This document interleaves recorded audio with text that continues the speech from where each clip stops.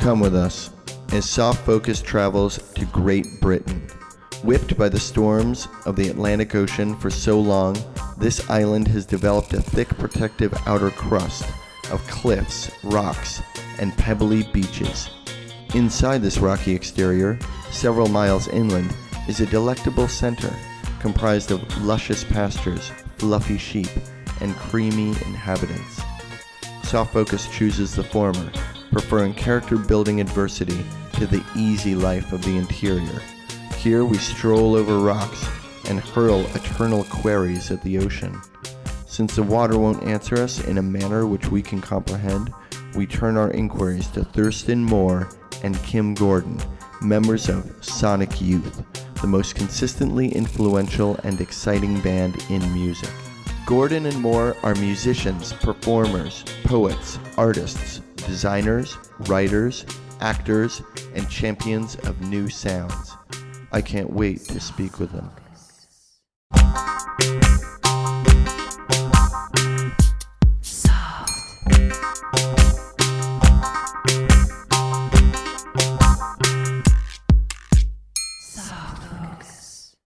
Merry Christmas. Merry Christmas to you, man. They love Christmas here. How's your DJ? Oh, it's fun. Yeah. It's fun, yeah. Okay. Okay, I'm gonna make all. You guys look great. You do, actually. Now I'm gonna make a little announcement. Do we have to, you make the announcement that we trot in? Yeah, what do you think of that? Is that all right? It's like showbiz, you know. All right, I guess you guys can. Should they walk in with me? Sure. Whatever. Yeah. Okay. Just come on. Thank you very much for waiting.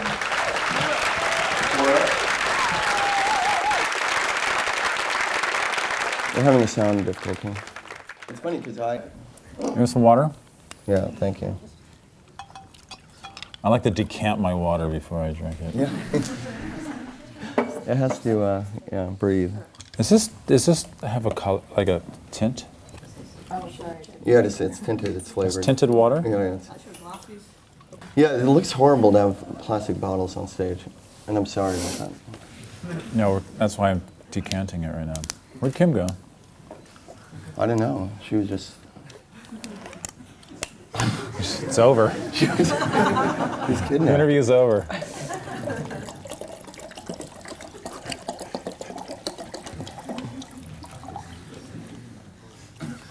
Here, why don't you just pour the rest of that in there? Whoa! How many do you think we can do? I think that's the limit. What the hell's going on? Why are we doing an interview? I don't know. I think there is a problem with the microphone. Yeah. All right. That's cool. All right. Are you enjoying the English seaside? Yeah, it's great weather. You're from a surf town. That's right. I'm from a city by the beach, Los Angeles. Does this remind you of? Maybe the future of LA. Yeah. Right. It's funny because I asked Toby Vale what I should ask you guys, and she said, I think that Sonic Youth's influence is mainly a feminist one. Really? Yeah. What do you think of that? For her, it may be. It was for me, or it is for me. I thought I agreed with it. I don't know. I mean, I get disturbed if I don't see enough girls in the audience, or you know, if I feel like it's shifting over to predominantly male. That makes me really nervous. Like we're doing something wrong. Yeah. I feel the same way, but I think there's different sort of perspectives on the why of that. Like the other, I forget where we were playing. We were playing somewhere recently, and Thurston was having a bad show, and he blamed it on the fact he didn't think there were enough girls there. Although there were, he was just making it was a really bad excuse. Well, it's true. You guys don't really have that. There's no real engineer dude in your group, is there? We don't. Yeah, like one of those characters, and those tend to be the people who attract. Like the guy in Fucked Up. I don't know. Is there? We're not dude core. Do you guys mind if I just move these? Smoke. Hold on a second. See what he's got to say here. Okay. Yeah, I like that. Well, do you think that rock and roll infantilizes people? Who's your favorite chef? Oh. I don't think we're going to be around long enough to answer that. Well, what I really wanted to ask was, Let's get to the real questions. no, was now that music seems to have no content anymore. You know, once upon a time, people said, Morrissey, what do you think? But now people ask chefs what they think. Oh, well, I see what you mean. Yeah, Yeah. yeah. The value of content isn't. I don't think people. I don't think there's sort of value given to content That's the way what it used to be. Because of downloads, you think? Well, I think, because Like you can't there's no more download a fetish meal. object. I'm sorry? You can't download a meal. So. Yeah. Oh, yeah, that's true. Wait till we can. This is so good. Well, yeah, so you have these chef characters, and instead of being like Morrissey, who's like, I don't eat meat, they're like, I hate vegetarians. Like, they're very outspoken, and they have a lot of, it's like a whole new thing, these horrible. Like, do you think they're horrible chefs. bullies? I'm sorry? Bully chefs? Yeah, they're very macho. It's very macho. It's like heavy metal or something. Isn't it? It's really gory, like.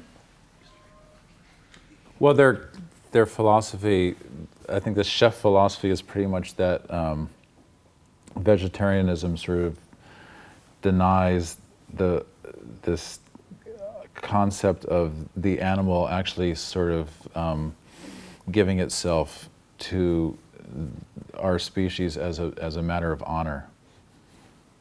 Vegetarianism goes against that philosophy.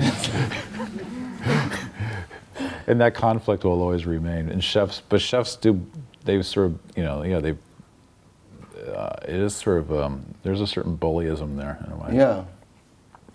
I think they lead a hard life, and their time span is very short. Much like, I guess, in Like a traditional rock and roll pop star. stars. Yeah. And so they're bitter and Like pop stars. kind of, I guess. Yeah, but the punk chef is kind of a new thing in a way. Yeah, that's true. I mean, who's that dude who wrote the book that was kind of The Naked Chef? no, not the Naked Chef, the punk chef, the Kitchen Confidential dude. Oh, yeah. Yeah, he used to listen to Dead Boys and Dictators cassettes while he was preparing 5-star Do you believe meals. these people, though, when they say they listen to that music? Do I believe them? Yeah, I mean, do you believe Anthony Bourdain? He probably didn't. Or maybe he did for a day. I'm tired of these people cherry-picking their history. It's like, well, I was really into this thing, you know? Yeah, I think he was telling the truth. Really? Yeah, I'd like to know. I think so. What else you got? Well, for example, I read What bands recently are you really into right now? You seen anything good here? I haven't seen anything yet. You DJ'd last night. What records did you play? Well, I played Little Cheryl, Mama Let the Telephone Ring, and I played a lot of records. Yeah. They were pretty short. Each one was pretty short. But wait, but this is really your interview. Nobody really cares about. No, I did read. You're far more fascinating than I read an interview with you, and this was a fascinating quote. You said, "I want to be a record." Well, yeah, the whole idea of starting a record label is just like such a drag because nobody buys records, and it's just like it costs so much money to make a record, and you're just kind of, But for me, it's like I don't really care if anybody buys the records in a way. I just sort of I like making them in a way. That's sort of, and I feel like I always feel like I want to sort of be manifest as a record in a way. Yeah, I want to be a record. I mean, I always think that there's kind of almost a paradigm shift going on right now with actually sort of what the object is as far as what people find essential about art. And I kind of, the fact that nobody's really buying records anymore so much. I mean, we do to some degree, but you know, across the board, it's like it's bottomed out. And I always think that like the best deal would be sort of something that acts as a book and as an audio and maybe a visual thing. So yeah, I'm going to start doing a series of books that sort of have 7 inches sort of inside them. And there's a few books that exist like this already, you know, but they're mostly they're books that just sort of happen to have this kind of this record in there for the sake of novelty. Where I want to sort of balance it out now, where it's almost like a record release, but with a book or Crass records are kind of like that a little bit. What are Crass? Crass? Yeah. Yeah, Crass records. Or a little bit like that. A book? Is it a book? Is it a record? Yeah. I don't know what it is. You know, when we did this tour a couple of years ago, where we actually ATP, Barry Hogan, the promoter of ATP, kind of is the one who sort of enforced the idea of us sort of going out and doing all of our album Daydream Nation in one concert. And I was really sort of purist about it, where I was like, to the point where like, I think if we're going to go out and do this, we have to do it as if we were that record playing on stage, like, you know, animated. And to the point where I wanted to sort of have the backdrop be like showing the vinyl LP playing with the stylus on it as we were playing through it. Oh, that's good. And then having it flipped over. I got shot down on that concept. I like it. That's good. Well, we just didn't have any time to, but I mean, he thought of it at the last minute. It was the at It sound would have check been a that I good thought. idea. He would have done it. The good ideas always come, right? Oh, next time. Wow, that's good. Somebody, a European, said to me recently, we saved jazz. And I said, maybe you ruined jazz. What do you think of that? No, you know what ruined jazz was kind of the whole sort of rebop kind of movement of people like Classicism or whatever. classicism. People, you know, people. Win Marsalis, yeah. Bringing back this kind of model of traditional jazz, which was played so magnificently by, you know, the people who were creating it. That to recreate it is just sort of, I find extremely dull. So what about this thing in rock and roll, like all these like Rockabilly? the reunion, all these reunions of like the Pixies? Is that kind of the same kind of thing? do you think? No, I mean, they're playing their own music. They should have never broke up in the first place. Yeah, but then they wouldn't be as big. It's true. That's our problem. So, yeah. What do you think of that? This kind of celebration of people who break up. It's kind of like the death thing. It's like the Jimi Hendrix or the Jim Morrison thing. But then That's next. You start excavating like dead rock people and Vampires. setting up on stage on crucifixes and playing Murzbow. Well, That's why black metal is so good, because it's all about being dead anyway. yeah. Black metal can never die. Yeah, Will never die. it can't die. It's deathless. I think any music that sort of proclaims itself as having absolutely no interest in being music is kind of like the most interesting music. Yeah. This is interesting. Yeah, it's like bands that are too referential to music, or music that's it's like a dead end. Yeah. That's we're really into this group. Yeah. You can never be better than That's that. why all those underground black metal bands are so fascinating, because it's just like, there's like, whatever you do, please do not confuse what we do with music. Like, they don't want to be part of any other. It's so fascistic in a way. It's like we have nothing to do with that, which is playing music. We're doing something else entirely. Even though they're using guitars and drums and microphones. Why do they make CDs and cassettes? Yeah, that's. I mean, it's an interesting thing. It's like, what are you doing? It's like, you know, They could be chefs. we're you know, we're, They might as They well really be. got it all wrong. Well, a lot of people wanted to see this conversation, and it makes one think that maybe people want to see other things besides just bands. I'm always interested because like I said, I don't really listen to records that much, even though I do like them. But of course, I'd rather just sort of have them. But Yeah. I like actually going to see bands and see music, and I sort of like the experience of sort of being in a room and actually watching how somebody's doing something in a way. Yeah. And it's also of the moment. It can't be repeated. It's not a static medium like film or a record. Yeah. That's not, if you miss a film, it's no big deal. You can go see it some other time. Yeah. It's still going to be the same film, hopefully. But a live performance is not. I mean, it's this really sort of kind of sensual experience. But it's funny sometimes when I watch bands, and I sort of have access to watching bands in ways that are maybe a little more privileged, where I can actually sort of get away from like the throngs and sort of like maybe sit by the monitor board and actually sort of study them, which I really like to do.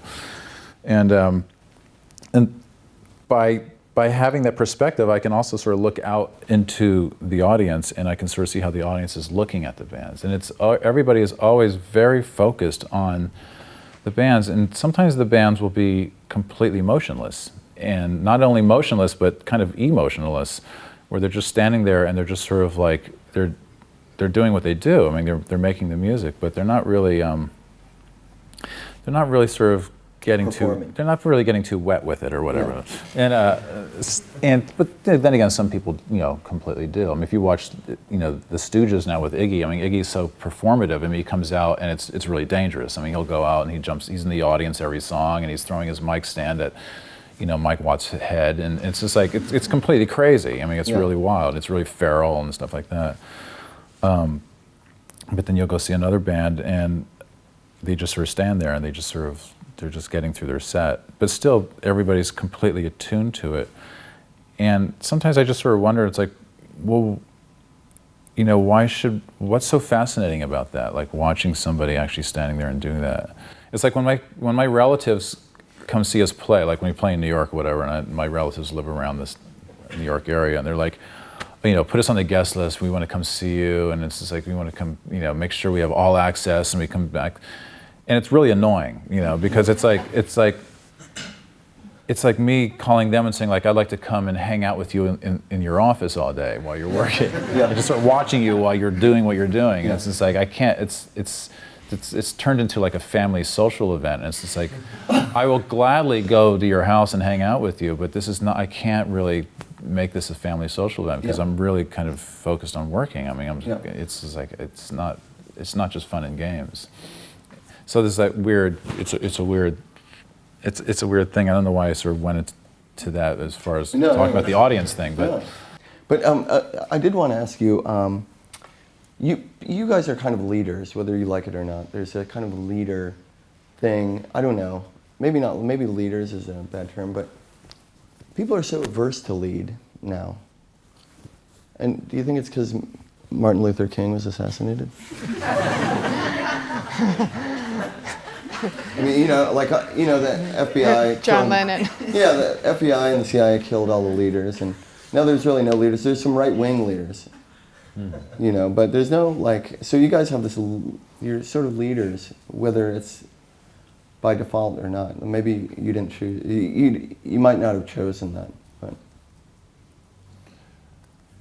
Yeah, I don't know, man. Is it a heavy burden to have that kind of leadership role for people to be? I guess this is what I mean. Thurston's a Leo. Yeah, you're a Leo. You're a natural leader, like Fidel Castro. Yeah. Obama's a leader. Yeah, Leo. and Bill Clinton, and Madonna, Right. and Mussolini. That's true. Leo, and he looked good. Mussolini? Yeah, little black gloves.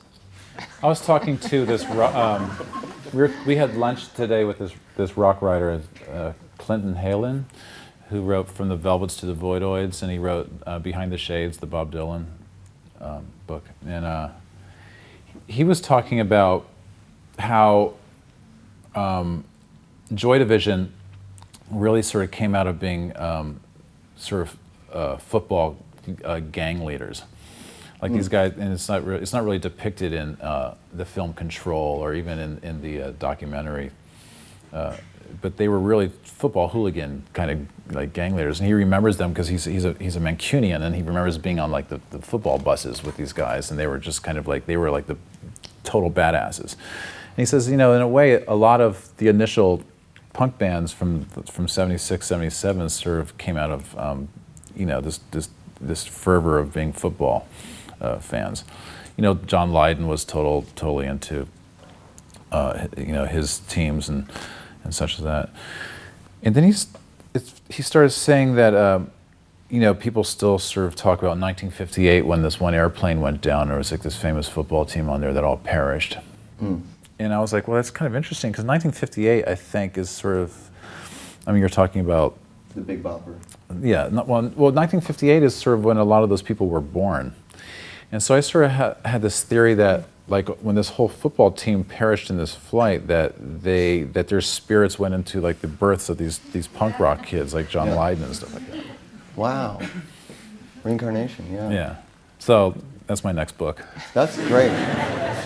That's a good movie too, or a movie record book. Yeah. Feel. So what about so if you're I guess people are going to be reincarnated in the future as web pages. What do you think of that? Yeah, we're sort of in this sort of period of instant reincarnation right now. Yeah. Do you feel like? Do you blog? No, I don't. No. Do you? Not yet. I'm kind of interested in it though. I think I'm gonna in a couple of years. Not me. When the internet's over. I think I want to go back to doing like Mimeo fanzine kind of. Yeah. Stapled Mimeo fanzine. What was the first band you ever saw? It was Billy Joel. Billy Joel. No, that's not a band. The first band I ever saw was Good name for a Scream. band. Scream? Yeah, Scream, the Discord band. Well, it wasn't really Scream, actually. It was the band that opened for Scream. Double O. It was Double O, actually, but it was Eric's new band, which was after Double O. Don't tell me. They were called what? They were called Dove after they were called Eric's new Dove, band. yeah. But they were called ENB the night I saw them. Yeah. Eric's new band. And did you know right away that you sort of Oh, yeah. you were going to start a band? I was pretty excited about the whole thing. Now wait, we only have one more minute. So before I thank everybody for coming, and before I thank Kim and Thurston, I'm going to look over my questions, see if there's any juicy ones I forgot. Okay. Let's just burn through that minute looking at that list. I don't know if any of these are very good, really. Wait, hold on. Oh, yeah, because you're from New York, and people like to talk about New York bands like the Velvet Underground, and but what about Sha Na Na and Kiss? First band on. Yeah. Where's Sha Na That was Na? Brooklyn, Sha Na Na yes. were the first band on at Woodstock, weren't they? Yeah. So the 50s revival was already starting in 1968. Well, the 50s revival was so significant just in such a way because it was this real transitional thing between the Woodstock generation and punk rock. Yeah. I mean, Malcolm McLaren was all about like Eddie Cochran in the 50s and trying Yeah. to bring this whole sort of kind of Marlon Brando in a leather jacket kind of rebel thing. Yeah. That was the punk That was punk. in a way. And Brian Ferry with that record where he does all those 50s songs. Yeah. So Sha Na Na are probably the most important band of the 20th century, yes. Besides Sonic Youth. Well, there was another band called Flash Cadillac and the Continental Kids that were sort of a sub-Sha Na Na kind of There were a lot of 50s revival groups. In fact, the Cramps greaser rock. were not Cramps. punks. They were like, we're rockabilly. Right. Yeah, We're rockabilly. yeah. And they were like, yeah. That was Hey. that was the first band I actually saw in New York Oh, really? as a teenager, Were they good? driving in. Were they good? Yeah. No, they were third on the bill, and they were amazing. Yeah, well, they were really raw. Yeah. It was when they first came out from Cleveland. Was Miriam playing drums? Yeah. Yeah, crazy. And Miriam, I remember after they played, the small audience that was there sitting at these tables just kind of sort of heckled them a little bit because they were just, it was is what it was. And they were just doing all these sort of rockabilly covers. Nobody knew what rockabilly was. I mean, it just sounded kind of perverse, and there was no bass or anything. But I do remember Miriam, the drummer, like getting up from her drum kit at the end, and she had a leopard skin pocketbook next to her drum kit, and she picked up and she opened it up and put her drumsticks inside and snapped it shut and walked off stage. And I knew right away, I was just like, wow, these guys are going places. That's pretty cool. That's pretty cool. Well, a friend of mine has a young man story about seeing the Cramps in Washington, D.C. Guy Picciotto, actually, and walking down the street. They were walking from their hotel, and Nick Knox had nunchucks in his pocket, in his back pocket. So that's pretty cool. Anyway, I guess that's all the time we have. But thanks thank so you. much for talking, and thanks for coming.